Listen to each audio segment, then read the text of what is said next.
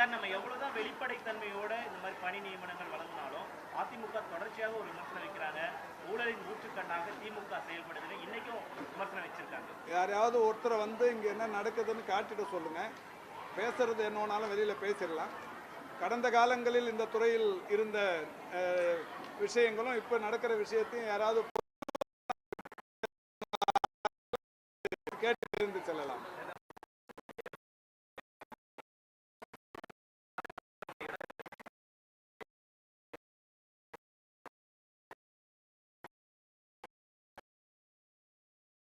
கலந்தாய்வு 2 தடவை நடத்தலாம்னு அனுமதி கொடுத்துட்டாங்க.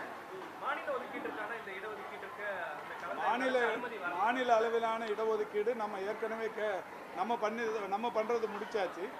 இப்போ காலியா இருக்கிற ஒன்றிய அளவிலான இடஒதுக்கீடை தான் நம்ம நடத்தணும்னு கேட்டுக்கிறோம். இன்னும் பதில் வரல. திரும்ப வலியுறுத்தினே இருக்கிறோம்.